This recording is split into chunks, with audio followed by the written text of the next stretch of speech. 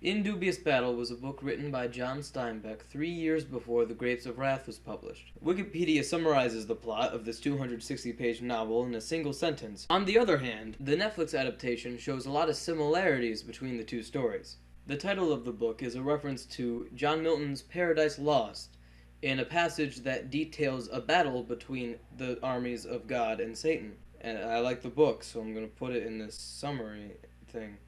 The story is about a group of fruit pickers who organize a strike against their employer for insufficient wages. Man can't live on $1 a day. The story also follows the group of a communist party that is attempting to radicalize this group and support them in their strike.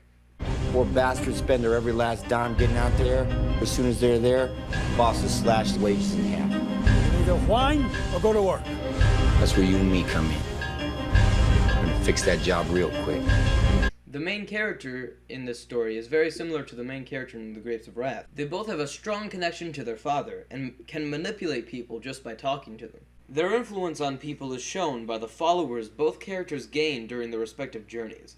Both stories heavily feature farming communities, reflecting John Steinbeck's experiences with them in his early life. John Steinbeck personally felt very strongly about this story, and themes of drastic change and people being taken advantage of by more powerful people are clear in both novels. It almost feels like many elements from In Dubious Battle were revisited and refined when The Grapes of Wrath was written. This book is a stepping stone to The Grapes of Wrath, the book that John Steinbeck is mainly known for. And even though it wasn't nearly as successful as The Grapes of Wrath, this book's themes are obviously very personal to John Steinbeck. He put his soul into making this book. John Steinbeck wrote a letter about In Dubious Battle to his friend George Albee on January 15th, 1935. He writes, "This is the first time I have felt I could take the time to write, and also that I had anything to say to anything except my manuscript book. You remember that I had an idea that I was going to write the autobiography of a communist. Then Miss McIntosh suggested that I reduce it to fiction. There lay the trouble. I had planned to write a journalistic account of a strike, but as I thought of it as fiction, the thing got bigger and bigger. It couldn't be that. I'd been living with this thing for some time now.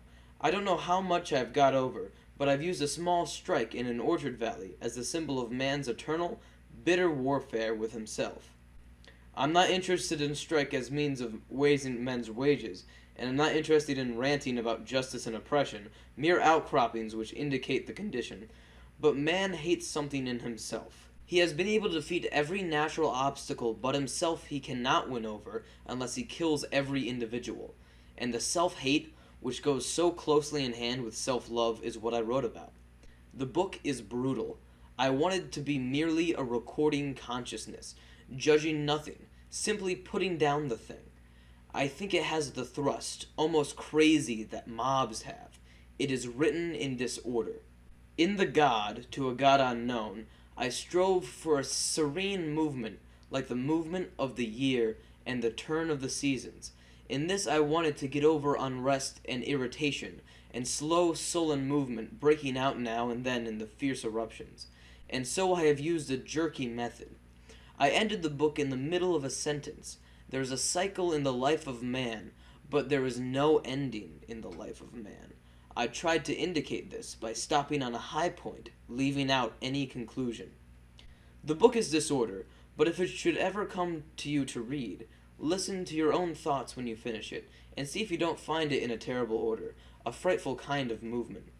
The talk and the book is about 80% dialogue, is what is usually called vulgar. I've worked along with working stiffs, and I've rarely heard a sentence that has not some bit of profanity in it. And in books I am sick of the noble working man talking very like a junior college professor. I don't know what will become of this book. It may be too harsh for anyone to buy. It is not controversial enough to draw the support of either the labor or the capital side, although either may draw controversial conclusions from it, I suppose. It will take about a month to whip it into shape for sending. If you see Miss McIntosh, will you tell her? I should have it off by the 15th of February. It is called In Dubious Battle from the lines in the first part of the argument of Paradise Lost. Innumerable forces of spirits armed, that durst dislike his reign, and, me preferring, his utmost power with adverse power opposed, in dubious battle on the plains of heaven, and shook his throne. What though the field be lost? All is not lost. The unconquerable will, and study of revenge, immortal hate, and courage never to submit or yield, and what else not to be overcome? This segment of Paradise Lost is after Satan has been cast down from heaven after he rebels against God. The passage basically states that after Satan fails in his initial battle against God and is cast down to hell for the first time, he refuses to give up. His hatred is eternal, and he refuses to before this overwhelming force in front of him.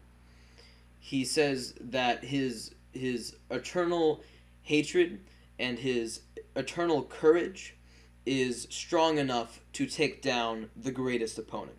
And this passage really does seem to relate a lot with the conflict between the farmers and their employers in Dubious Battle, which is probably the reason why John Steinbeck pulled the title of the book from this passage specifically.